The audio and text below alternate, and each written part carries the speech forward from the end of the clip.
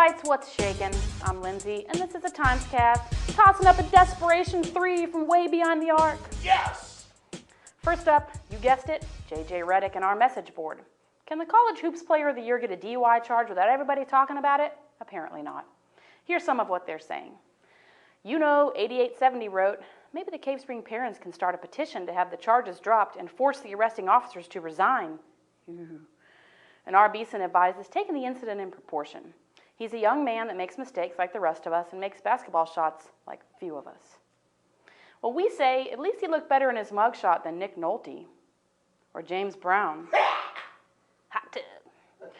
Next up, high school graduation. It's tough enough to make it through 12 years under the best of circumstances. For Kiera Arrington, it's been something else entirely. 3 years ago, Kiera's mom's boyfriend walked into the family's house on Madison Avenue and fatally shot Kiera's mom and 3 siblings. Only Kiera survived, but with a gunshot wound to the head. Months of difficult rehab followed, and her vision is still impaired in one eye. But Kiera got up early every morning to get tutoring, and the good news is she's graduating right on time tomorrow. She plans to attend college in the fall. So we say, kudos, Kiera, congratulations. All right, let's talk some weather. Tonight's low is going to be 59, tomorrow's high, 83. For more, shake that Weather Channel logo out of its tropical depression. Oh. Hey, it's almost time for another edition of Inside Out, and here to tell us about it is Lindsay Durango. Take it away, Lindsay with an A. Some of you may recognize me from page 2 of Inside Out. I'm Lindsay Durango, here to talk about the Hot 25 Books of Summer, literati-approved reading, of course. Here are a couple. First, Everything Bad is Good for You by Steven Johnson. You know what they say, playing video games and watching the tube all day will rot your brain.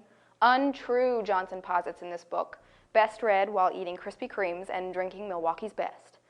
Next, The Revolution will be Accessorized, edited by Aaron Hicklin. Use this tome to brush up on the latest trends in art, fashion, and politics. Some of today's best cutting-edge authors will tickle your noggin and your funny bone at the same time.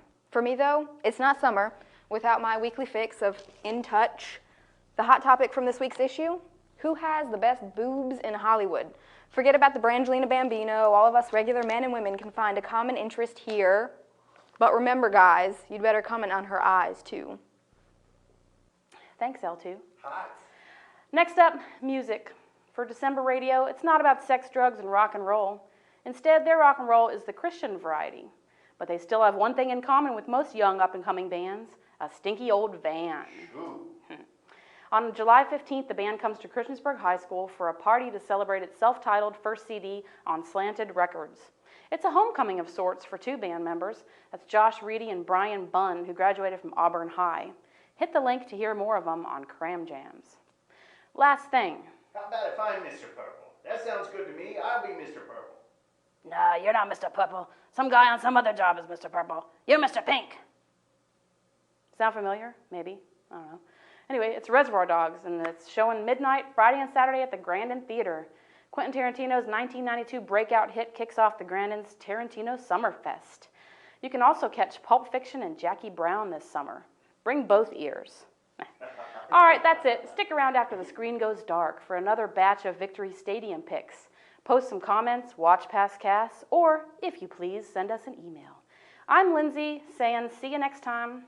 Sayonara. Later. Right here I am, stuck in the middle with you. Yes, I'm stuck in the middle. Victory Stadium hasn't been used just for sports or the occasional concert. In recent years, it was always the site of the region's biggest fundraiser for the American Cancer Society, the Relay for Life.